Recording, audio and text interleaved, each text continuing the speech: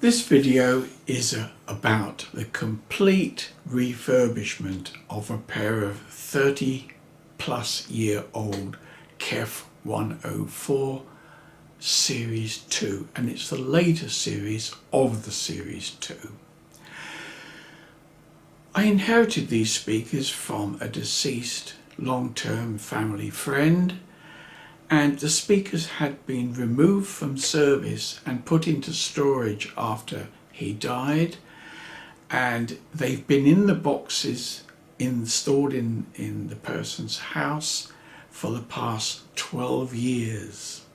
Luckily, in the original boxes, packed up nicely, and so I thought it would be an easy job to bring these back to life.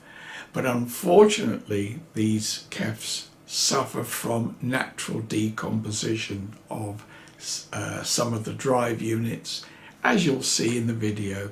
This is not a tutorial. I'm not showing you how to do this, because there are a number of fairly old but fairly good videos on how to do these various things.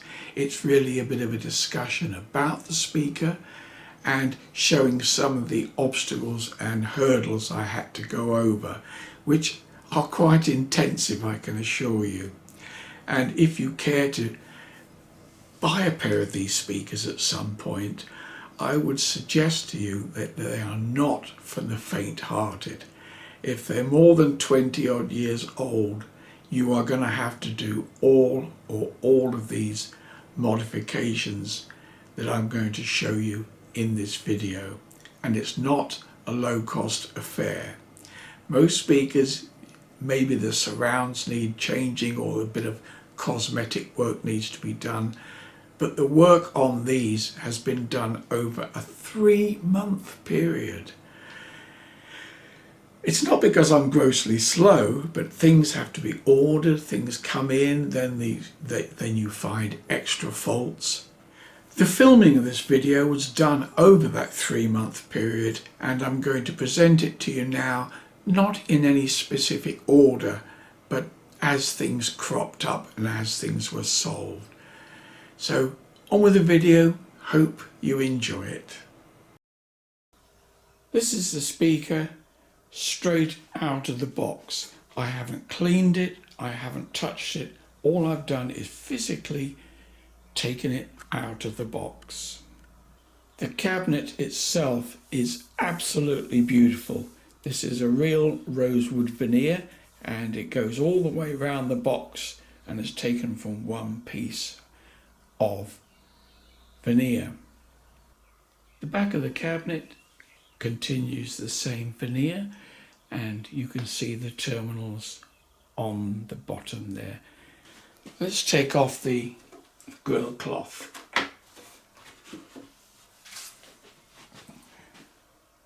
All you can see on the front here,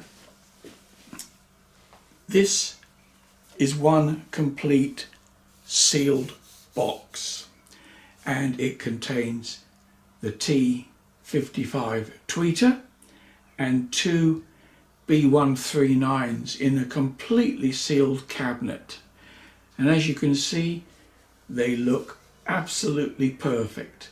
This is a plastic surround, and it uses a Bextrine cone drive unit, and they look absolutely mint. You can see they're in an airtight chamber. You can see how long it takes to pull out and push in. All is not perfect. These tweeters use a ferrofluid, I guess you call it equivalent to a heat sink. It's a liquid that goes around the voice coil, which you can guarantee has completely dried out. Sadly, this will need to be removed from the cabinet and serviced, which means dismantling the tweeter and replacing the ferrofluid. The lower chamber is not just a port for bass. The two bass units are actually inside the whole cabinet. There's one near the top here and the other one is on the lower part of the cabinet.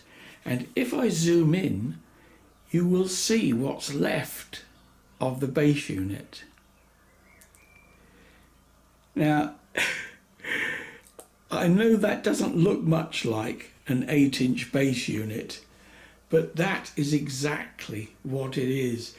All the speckling in there is because the surround has completely disintegrated. I can show you this in more detail when I get one of them out.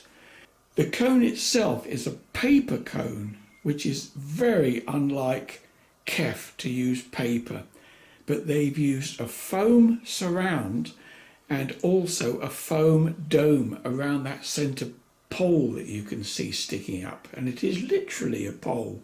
More about that presently. I brought you outside temporarily because I want to show you the actual condition of one of the B200s I've removed from the speaker.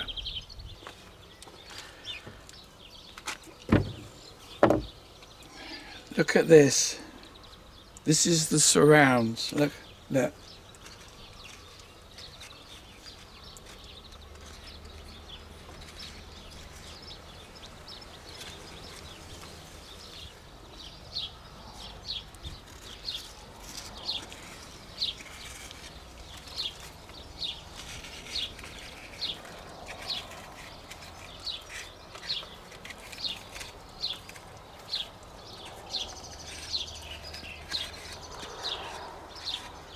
This is one of the crossovers, and it is extremely heavy, extremely complex. To be perfectly honest with you, I have never seen such a complex crossover in all the years I've been in business.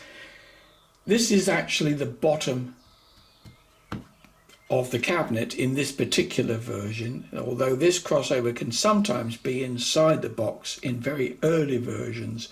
Now, I've actually started refurbishing this already. All these black capacitors are new, and I've still got two to fit in this position here. All these capacitors came out of the two Kefs. It looks like it's I've been servicing half a dozen, but they all came out of those. And having tested a few of them, they are actually in remarkably good condition. The ESR is still very low, and there's no sign of any leaking or anything like that. So well done for Kef for using good quality components. But as these are 35 years old, I really want these to last another 35 years. One thing you should be aware of in replacing these capacitors is the printed circuit board is quite substantial, but it's showing its age. The print lifts very easily, and the first one I did, because it's quite a sizable area, my standard soldering iron clearly wouldn't provide enough heat, so I've got this other one made by Weller, which has got a much higher temperature working, and it works very well and very quickly, but the print will lift just like that. What I suggest you do is to physically snip off the capacitor. As this is sitting on the board like that, I've just snipped the wire off and physically removed the capacitor. I've taken note of the capacitor, and I've written on the top side of the printed circuit board, because all it says is C1 or C10 or whatever, but it doesn't show you the value. So I've written that on the board as a precaution, so when I remove it, I haven't got to remember what goes in its place. So that's something I'd suggest you do. Snip the capacitor off, and then you've only got the bit of wire that's going into the printed board to physically remove, and you can do that luckily relatively easy. And because there's just a small piece of wire, I can heat the board up, and then with the wire cutters or long nose tweezers I can pull the wire out quickly, because if you leave the soldering iron on the board for more than a few seconds, you will lift the print. That's not the end of the world, because the pads are quite large, as you'd expect for current, and why would you make it smaller? When you put the new capacitor on, rather than just poke it through the hole, solder it and then snip the wire, I bend the wire over and let it stretch out over the printed board, so you've got quite a large piece of wire to solder. Now in this huge box, that's what's inside. It's a measured amount of fluid for one drive unit, and there's, needless to say, 2 tweeters, so I've got 2 of these things. And I've taken off the surround so this can just lift off, and the ferrofluid goes in there.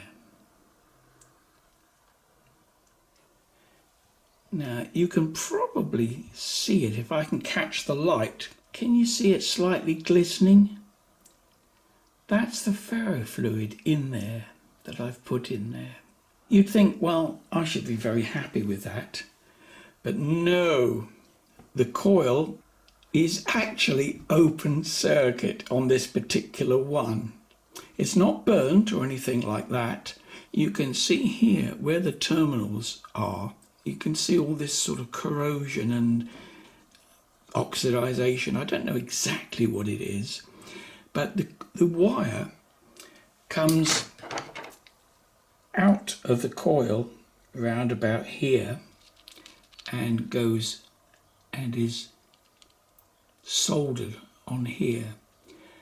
This side, or one of the sides, I can't see it through the viewfinder, but one of the sides is fine, but the other side, I think it's this side that's wrong. You can see by the corrosion here. There is literally no connection between that and the coil, and I've looked all around here under a magnifying glass, and there's no way I can repair that. You can see really, it's really quite badly corroded here. So that's the end of that tweeter. The tweeter that's in the other speaker isn't open circuit, you'll be pleased to know, but I couldn't see any point in adding the ferrofluid to the other tweeter at this stage, because I've only got one good tweeter. The T33 tweeter, as it's known, hasn't been made for many years, and you can only get very occasionally at a horrendous price second-hand ones, which quite honestly are going to be in the same condition as the ones I've got. I might just be buying another can of worms. A bit more research was done, and there is a replacement tweeter that a number of people have used. I think it's by Morel, I think that's how you pronounce it. On paper, it certainly has a similar specification. The biggest issue, by the way, is that these are 4 ohm tweeters, and these days that's quite rare. So luckily these Morel ones were 4, or you can get them in 4 ohms, although not many people list them in 4 ohms. You generally have to order them as a special order, but it can be done. But the downside is they don't fit. Yeah, that's a big problem. That they will physically fit from the back, but you have to doctor the cabinet, and you're involved with woodwork and changing brackets and things like that. And I found a company called Midwest Audio, and they actually have a drop-in tweeter which looks the same, smells the same, well, you know what I mean. It's supposed to be an exact replacement, because in the latter days of KEF, for some reason, they decided to start buying in tweeters rather than making their own. I think it's a cost thing. They still made their bass and mid-range units, but for some reason, some of the production went overseas to you know where. So I phoned them and I said, is this a drop-in replacement? And they said, yep, it looks the same, tastes the same, you know the story. So I sent off for a pair. Yes, it's exactly what I ordered.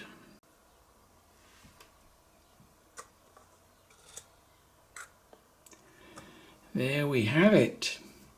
A brand new, manufactured, made in China special, even with the dimple on the back, which is important for fixing.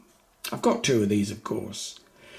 And just to show you the two side by side, the only difference really is I've taken off, you can see there's a sort of the dreaded foam there, which I've removed from this one. It's still sticky, by the way, because the foam has all gone sticky and horrible.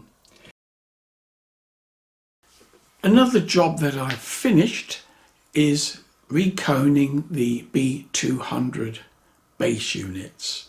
And this is a job that in all my advanced years I've never done. Most of my experience in the past has been with British loudspeakers, and I know it's fairly common for American speakers and to a lesser extent European. British always, well, I can't say always, can I? Because there's always one.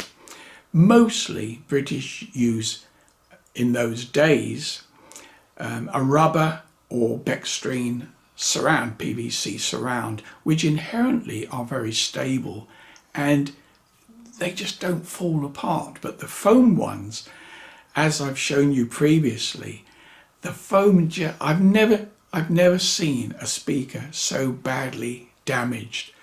This is one of the B200 drive units, or what's left of it. As I showed you, the cabinet and all the outside parts are in mint condition. You'd think they were made yesterday. But for some reason or other, 99% of KEF drive units, and this is a B200, and it's a special one, manufactured in the 15th of June 1993. That's what it says here. And for some strange reason, KEF decided to completely change its B200s. Up until then, they were made in the same way that the B110 did, that I showed you on the front of the cabinet earlier. The consequences are the foam completely disintegrates. You can see there is no foam left here at all. And there used to be what's known as a donut, which is made of foam, that goes over that area there. Now, unusually, you can see there's no actual dome over the voice coil, and this is not. This is a solid piece of metal. I think I mentioned to you that inside the two units are linked with this metal tube, and the consequences are that goes in there like that. And then the other unit is connected to the top, and it's supposed to hold them all together so that the bass is more rigid, I guess you'd call it. And there's a hole in the back of the magnet there where a large screw goes in and links on to this unit here. And that's all contained within the enclosure itself. And I can tell you, it's a pig to get out, because I've already done one of the units. Well, done isn't quite the right word. I have one of the two bass units in my hand here, and I'm waiting for the postal service to deliver the new surrounds. Now, although I'm going to refurbish this speaker, and there is a considerable amount of work to do to get these going, but they were Kef's premium models, and ironically, although I used to be in retail, I've never heard these before, because I left the business just prior to these being released, and the original Kef 104 I used to sell in my shop. The funny thing is, although it still retains the same number, be it stroke 2, it has nothing in common with the 104s at all. They might as well be called Elephant Series or something equally, perhaps not quite as silly as that, but really it is not an upgrade from the basic 104. The 104 used a different tweeter, and it used a different version of this. It used a much better version. Now, when you think this is a bass unit of supposedly high quality, it's just got a pressed tin chassis that rings like mad. And I suppose you could always argue that this is only the very low part of the bass, because the B110s on the front of the front of the box cover the mid and upper bass. And the original, I should say, the original B200, if I can find a picture of it, I'll drop it in here now, had 4 mounting holes, and it didn't have this sort of triangular, you can see it better like that, chassis. So it seems odd to me. I suppose they had to redesign it because of this bar going through the middle, and I must admit I'm not totally convinced that was worth the effort, because the original B200 that they would have used in there would have had a cone similar to the B110s that I've previously shown you, and then I wouldn't be inside on my hands and knees fiddling about with fairly crappy drive units, to be perfectly honest. And here's a funny thing. In the UK, where these are made, for those of you who don't know, Kef in Maidstone, Kent, not far from where I was born, ironically, but that's another story, a very boring one. The bass units that they use in the 104 Mark I had a larger magnet and also had a much better fixing. And it seems funny to me to go down from 4 fixing holes to 3 and to use a paper cone. Why? When Kef flourished on the use of plastics in loudspeakers. I know that sounds cheap and nasty to say plastics, but Bextrine was a kind of plastic that it just doesn't rot. And yet, if you look at American speakers, many, if not most American speakers use a paper cone, which in itself is not a problem, because they tended to treat them so that they took away some of the resonances and things that paper tends to have. Paper tends to be at the lower end of the market, with the exception of big 10-12 inch units which tend to have paper cones. But even saying that, most American speakers of this age use foam surrounds, and if ever you buy an American second-hand speaker of more than 15 years old, maybe less, you can guarantee you're going to have to replace the surround. Guarantee it.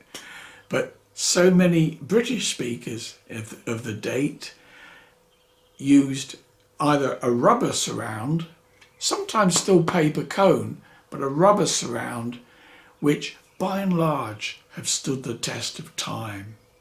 I've taken out the mid-range and tweeter assemblies, and I can tell you, if you imagine a speaker of this size on its own, which it could easily be a two-way unit, this weighs a ton. And the whole cabinet, if I show you inside there, if it'll focus, that is a sort of plastic, I don't know what it is, it's some sort of relatively soft, but that is the deadening inside each of the chambers, and the piece in the middle there is the tweeter. The speakers are complete, and I'm just going to give you a quick listen to them. Now you must appreciate I'm using the camera microphone and they're not placed ideally in the room, so it's just a guide, but please don't judge the audio quality from what you're about to hear. There's just one test that I'm going to do, and what this will do is to prove that they're both matched. In other words, the tweeters and everything like that are matched. And what I'm going to do is connect a piece of music. I could do this with ping noise, but I'm going to use it with music in mono, and I'm also going to have the speakers out of phase, so you will hear the effect this gives. I'll do this live. Start the music.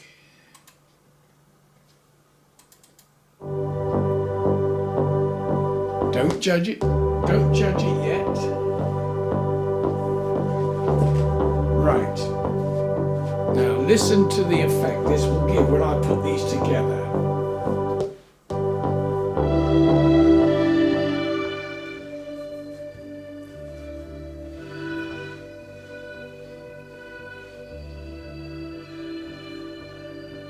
Almost total cancellation, which is what you'd expect. If I could get them any closer, they would be even more cancelled. Don't. It's pulling the grills off. I think you get the idea. Listen to the difference when I pull them out.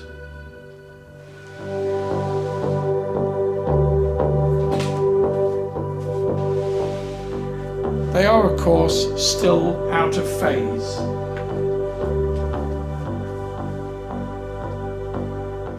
So I'll put these back into phase now and give you a listen. I've purposely put the speakers quite close to each other, and I should fairly close microphone them, basically so you're not listening to the room and you're listening more to the basic speakers.